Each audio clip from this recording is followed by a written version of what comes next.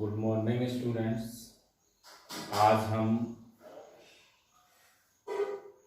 अपने पहले चैप्टर को आगे बढ़ाते हैं और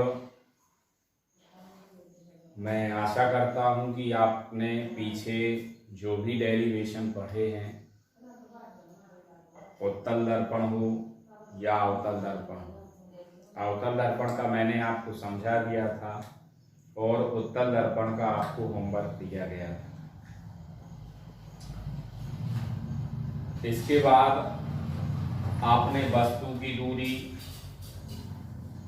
प्रतिबिंब की दूरी और फोकस दूरी, ये सब ज्ञात करने के लिए आप एक सूत्र का डेरिवेशन कर चुके हैं। 1/f बराबर 1/p प्लस 1/u। अब बचा क्या है उसमें? वस्तु की एक लंबाई होती है, प्रतिबिंब की एक लंबाई होती है। इनको कैसे ज्ञात किया जाए? इनको ज्ञात करने के लिए हमें नेक्स्ट हेडिंग पढ़ना है, दर्पणों में आवर्धन, मैग्निफिकेशन इन मिरर। दर्पणों में आवर्धन, मैग्निफिकेशन इन मिरर। जैसे अब इसको आपको समझना है, ये एक वस्तु है, इसका प्रतिबिंब ये बन रहा है। तो अब इसको आप प्रतिबिंब की लंबाई ले ली और वस्तु की लंबाई ले ली, ये क्या हो गया? दोनों का अनुपात। तो इसी को हम क्या कर देते हैं? आवर्धन कहते हैं। इसको आवर्धन कर दिया आपने। अब इसको आपको परिभाषा के रूप में लिखना है, तो आप जिस तरह यहां हमने आपको बताया वैसे ही आप लिख सकते हैं। दर्पणों में दर्पणों द्वारा बना प्रतिबिंब और वस्तु के अनुपात को आवर्धन कहते हैं। यदि आप इसको परिभाषा के रूप में लेना चाहते हैं तो परिभाषा आपकी ये रहेगी, दर्पणों द्वारा बने प्रतिबिंब की लंबाई, दर्पणों द्वारा बने प्रतिबिंब की लंबाई तथा वस्तु की लंबाई के अनुपात को आवर्धन कहते हैं, अर्थात मैग्निफिकेशन इन मिरर कहते हैं।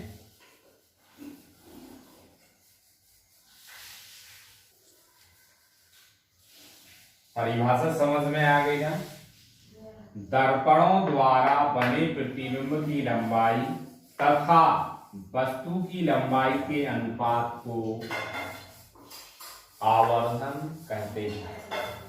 इसे स्मॉल m से प्रदर्शित करते हैं या व्यक्त करते हैं। स्मॉल m बराबर क्या आ जाएगा? स्मॉल m बराबर प्रतिबिंब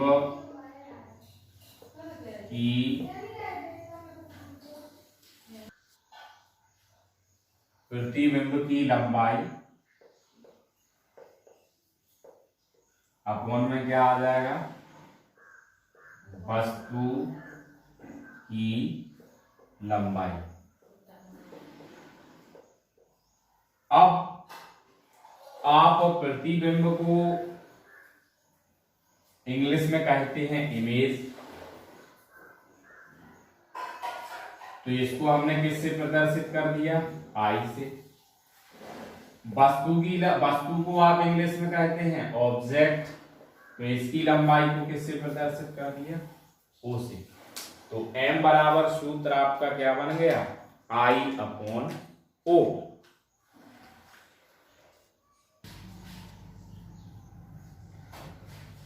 अब आगे हमें पढ़ना है आवर्धन के लिए सूत्र कैसे प्राप्त किया जाए। तो आप अवतल दर्पण के लिए निकालते हैं, ये आप अवतल दर्पण बनाएंगे तो M1 M2 आपका अवतल दर्पण हो गया। ये आपकी मुख्य अक्ष हो जाएगी, ए बी आपकी वस्तु हो गई। वस्तु ए बी से एक मुख्य अक्ष के समांतर प्रकाश की किरण बी बिंदु पर गिराते हैं। बी बिंदु से परावर्तन के पश्चात प्रकाश की किरण मुख्य फोकस से होकर गुजर जाती है। दूसरी प्रकाश की किरण वक्रता केंद्र से होकर गुजरती है और दर्पण से परावर्तन के पश्चात वापस उसी मार्ग से लौट भी जाती है। तो इसे हम दोनों प्रकाश की किरणें आपकी ए बिंदु ए डैश पर काटते हैं। जो आपका वस्तु ए बी का प्रतिबिंब कैसा है, उल्टा है, वास्तविक है और वस्तु से छोटा है। अब आपको इसके चित्र के बारे में लिखना है। भी प्रतिबिंब की दूरी है, यू वस्तु की दूरी है, जो आपकी ध्रुव से दर्पण के ध्रुव से दोनों दूरियों को लिया गया है। अब इसको आपको भाषा के रूप में लिखना है। तो माना कि M1 M2 एक अवतल दर्पण है।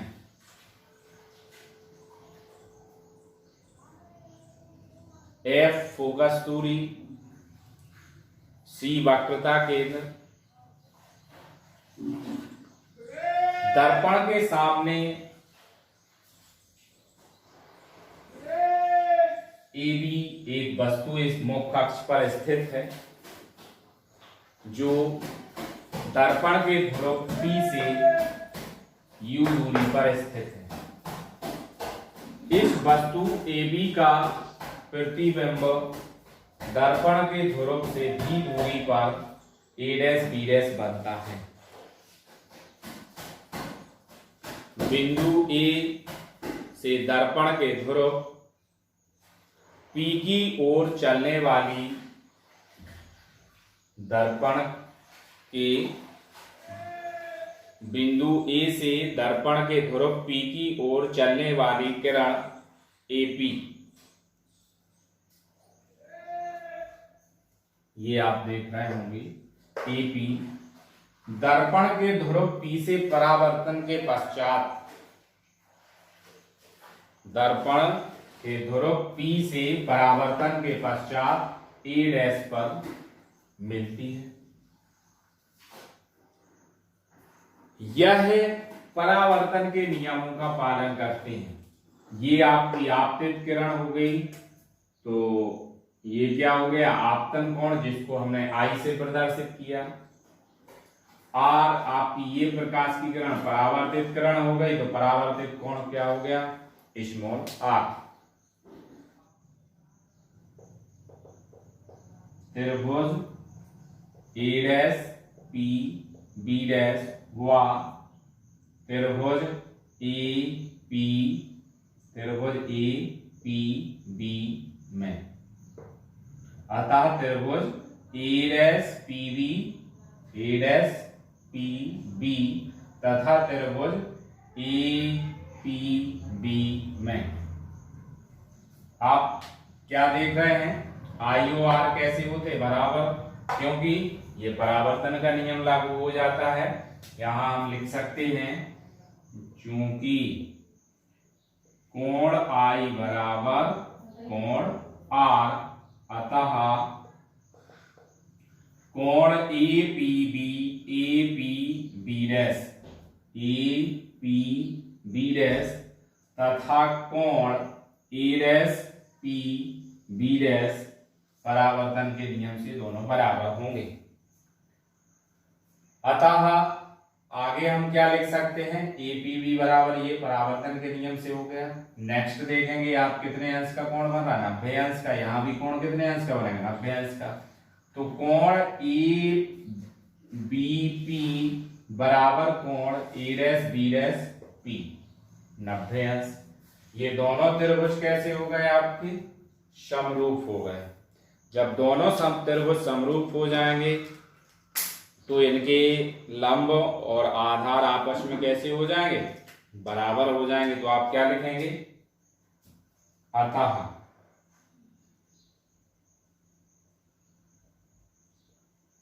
A dash B dash upon A dash B dash upon क्या आ जाएगा, ए बी। अब ए डैश बी डैश पहले क्यों लिया गया है, इसका कारण आपको आवर्धन की डेफिनेशन से ही मालूम होगा कि प्रतिबिंब की लंबाई अपॉन क्या होती है, वस्तु की लंबाई, बराबर आधार क्या हो गया, ए बी डैश, पी आपका नेक्स्ट क्या हो जाएगा, बी पी। ये आपका त्रिभुजों के समरूप होने पर आपका प्राप्त हो गया A dash B dash upon A B बराबर B dash P upon B P. अब आप जानते हैं कि वस्तु की लंबाई को हम किससे प्रदर्शित करते हैं, ओ से, और प्रतिबिंब की लंबाई को किससे प्रदर्शित करते हैं हम, आई से। तो ये ए बी आपकी क्या, ए डैश बी डैश क्या हो गया आपका वस्तु की लंबाई, और सॉरी ए डैश बी डैश आपका क्या हो गया प्रतिबिंब की लंबाई, ए बी क्या हो गई वस्तु की लंबाई। तो इसको हम आगे क्या लिख सकते हैं, वस्तु की लंबाई, प्रतिबिंब की लंबाई हम इमेज आपको अभी बताया था कि इमेज कहते हैं, तो उसको हमने आई से रिप्रेजेंट कर दिया। ए बी आपका ऑब्जेक्ट कहलाता है, वस्तु की लंबाई, तो वस्तु की लंबाई को ओ से प्रदर्शित कर दिया। इसके बाद आपका बराबर में लिखा है B dash P, B dash P आपकी प्रतिबिंब की लंबाई या बी से प्रदर्शित कर दी, तो बी पी आपकी बी डैश पी आपकी वस्तु प्रतिबिंब की दूरी है तो बी से प्रदर्शित हो गई, बी पी आपकी वस्तु की दूरी है पी यू से प्रदर्शित हो गई। अब आप देख रहे होंगे ये प्रकाश की किरणें दर्पण की ओर गिर रही हैं, हम दूरियां कहाँ ले रहे हैं, दर्पण से, मतलब प्रकाश की किरणों की विपरीत दिशा में ले रहे हैं, तो इन दोनों में आपका क्या आ जाएगा, माइनस, और ये माइनस माइनस आपका क्या हो जाएगा, कैंसिल हो जाएगा। तो बराबर में हम क्या लिख सकते हैं इसको,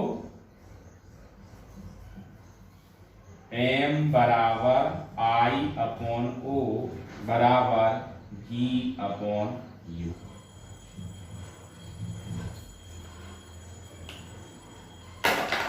लेकिन यहां आपको एक और ध्यान रखना पड़ेगा, प्रतिबिंब आपका उल्टा बन रहा है, तो प्रतिबिंब के उल्टे बनने के लिए भी हम क्या लगा देंगे, माइनस।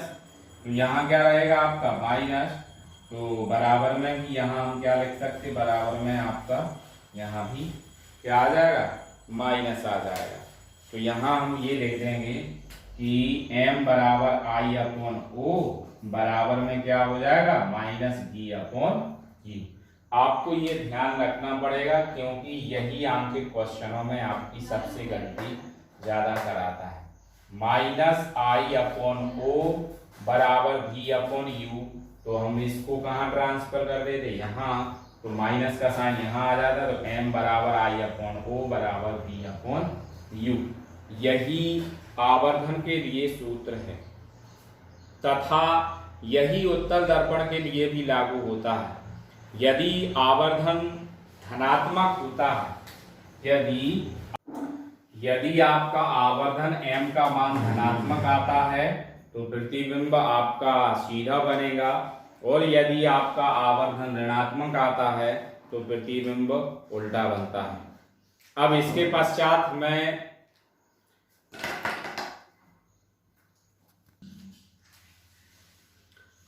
इसके बाद नेक्स्ट हेडिंग आएगी दर्पणों की पहचान।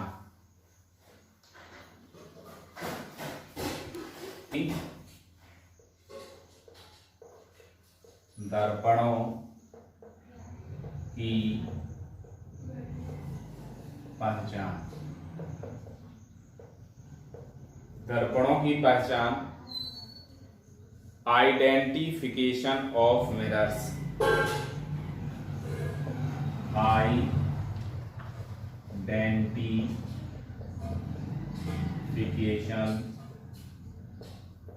Of mirror.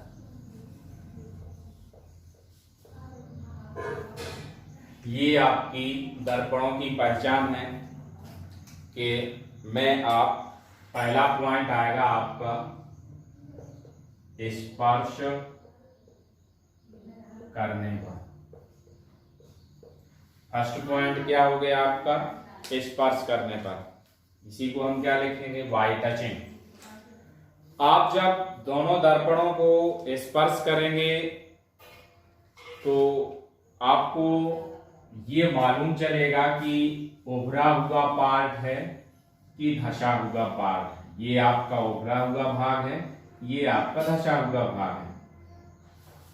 यदि उभरे हुए भाग पर प्रकाश की पॉलिश दर्पण के पृष्ठ पर, उभरे हुए पृष्ठ पर यदि पॉलिश कर दी जाती है और धंसे हुए भाग से प्रकाश का क्या हो जाए, परावर्तन हो जाए, तो इसे आप क्या कहेंगे, अवतल दर्पण।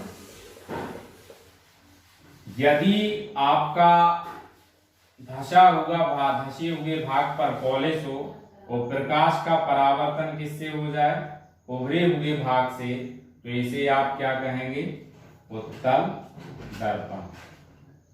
तो ये आपकी स्पर्श करके हेडिंग की कि आप उत्तल दर्पण को और अवतल दर्पण को किस प्रकार पहचान करेंगे।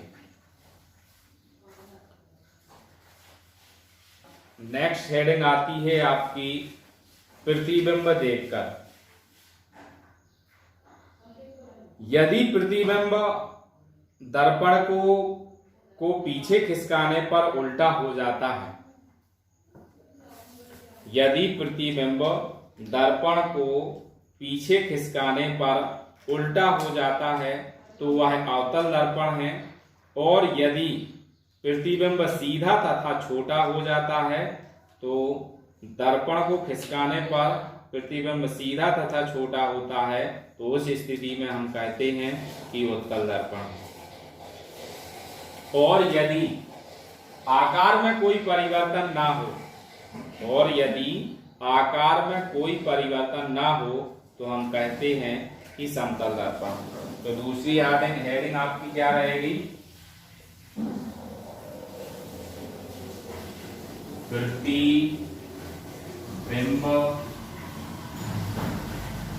देखकर।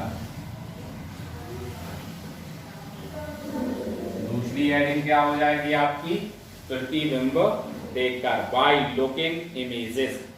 बाय लुकिंग इमेजेस मतलब प्रतिबिंब को देखकर। आपको ये दर्पण को आप किसी वस्तु के सामने रखते हैं और यदि दर्पण को आप आगे पीछे करते हैं और आगे पीछे करने पर यदि वस्तु के प्रतिबिंब की दूरी में कोई परिवर्तन ना हो तो उस स्थिति में आप कह देंगे कि वह क्या है,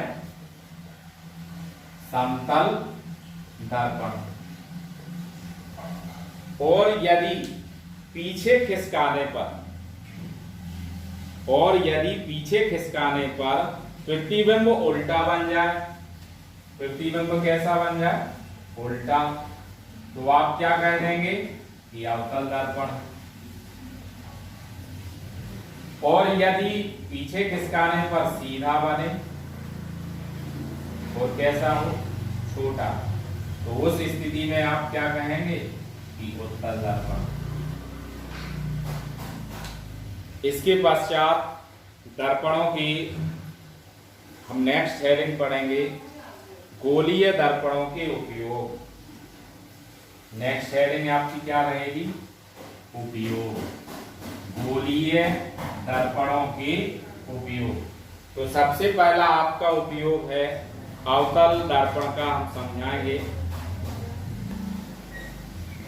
गोलीय दर्पणों के उपयोग। इसमें पहले ही आपका हम समझेंगे अवतल दर्पण का उपयोग। अवतल दर्पण का उपयोग हम कहाँ कहाँ करते हैं पहले उसको समझेंगे, फिर उत्तल दर्पण को समझेंगे। तो सबसे पहले आप पॉइंट देख रहे होंगे हजामत करने में। हजामत करने का मतलब है आप नाई की दुकान पर जाते होंगे तो आप वहाँ बाल कटवाते होंगे, तो वहाँ उसके जस्ट आप देखते होंगे कुछ दर्पण लगे होते हैं, वह आपके क्या है, हजामत करने में उपयोग किए गए दर्पण है। और वो कौन सा दर्पण है, अवतल दर्पण। जब अवतल दर्पण को अपने चेहरे के निकट आप रखते हैं तो चेहरा दर्पण के ध्रुव तथा फोकस के बीच में पड़ता है, तो चेहरे का सीधा व बड़ा प्रतिबिंब बनता है। जब आप दर्पण को अपने चेहरे के सामने पास में रखते हैं तो चेहरा दर्पण के ध्रुव तथा फोकस के बीच में बनता है, जिसके कारण आपका चेहरा सीधा और उसका प्रतिबिंब बड़ा दिखाई देता है। यदि अधिक द्वारक और अधिक फोकस दूरी का एक अवतल दर्पण लेकर अपने चेहरे को दर्पण के पास रखें तो उस स्थिति में छोटे छोटे बाल आपको बड़े दिखाई देने लगेंगे। इसलिए हम अवतल दर्पण का उपयोग हजामत करने में करते हैं। दूसरा आपका है डॉक्टरों द्वारा शरीर के सूक्ष्म भागों की जांच। डॉक्टरों द्वारा शरीर के सूक्ष्म भागों की जांच करने हैं। यदि किसी अवतल दर्पण पर समांतर प्रकाश की किरणों का पुंज डाला जाए तो यह पुंज को एक बिंदु के रूप में फोकस कर देता है। जैसे आपका ये है, समांतर किरणें यदि आप डालते हैं तो ये क्या करता है, इन प्रकाश की किरणों को एक पुंज के रूप में एक बिंदु पर केंद्रित कर देता है।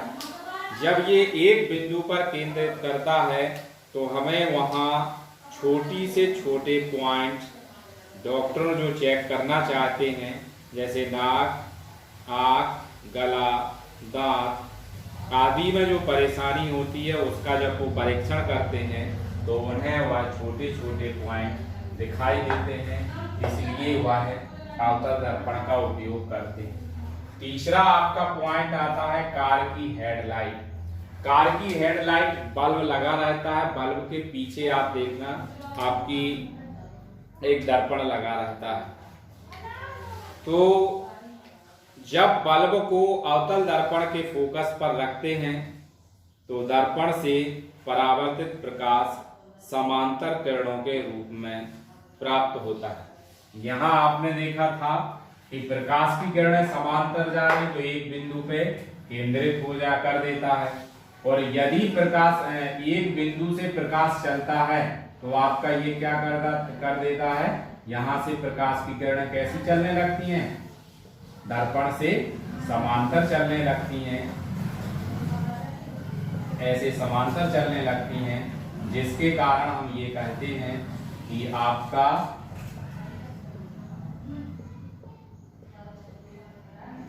कार की हेडलाइट में अवतल दर्पण का उपयोग करते हैं। लास्ट पॉइंट आपका बचता है अवतल दर्पण का सौर तापन युक्तियों में। अवतल दर्पण का उपयोग हम सौर तापन युक्तियों में सौर ऊर्जा को गर्म करने वाली युक्तियों में करते हैं। जैसे आपका प्रेशर कुकर है, सोलर पैनल है, वहां पे हम किसका उपयोग करते हैं, अवतल दर्पण का उपयोग करते हैं। इसके बाद आपका आता है उत्तल दर्पण के उपयोग। तो उत्तल दर्पण का उपयोग, पहला उपयोग है स्ट्रीट लैंपों में परावर्तक के रूप में। स्ट्रीट लैंपों में परावर्तक के रूप में जैसे आप पढ़ते हैं तो उसको हम टेबल लैंप कहते हैं। और टेबल लैंप में जैसे आपने ये बल्ब लगाया यहाँ, तो जब बल्ब आपका ये प्रकाश आपका फैलाएगा तो आपका इसका लगाने का कोई मतलब नहीं होगा। लेकिन यदि यही बल्ब आपका प्रकाश को क्या करे, एक ही निश्चित स्थान पर केंद्रित कर दे, तो ऐसे हम उपयोग में लाते हैं। इसीलिए अवतल दर्पण की जगह हम उत्तल दर्पण का उपयोग करते हैं, क्योंकि उत्तल दर्पण प्रकाश की किरणों को एक निश्चित स्थान पर फोकसित कर देता है। इसलिए स्ट्रीट लैंपों में परावर्तक के रूप में हम उत्तल दर्पण का उपयोग करते हैं। लैंप का प्रकाश उत्तल दर्पण से परावर्तित होने के पश्चात अपसारी किरण पुंज के रूप में प्राप्त होता है। और यह आपने देखा हो कि सड़क के काफी क्षेत्र में फैल जाता है। तो आपका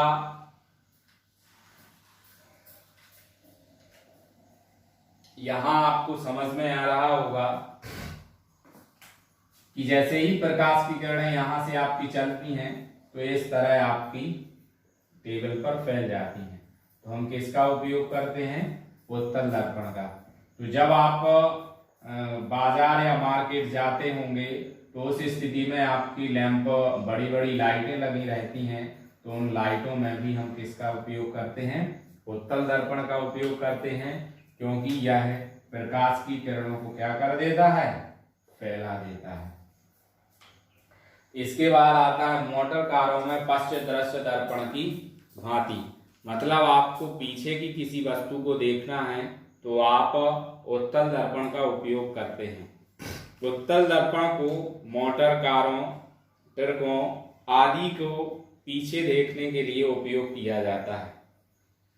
इसके लिए उत्तल दर्पण ड्राइवर की सीट के पास लगा रहता है।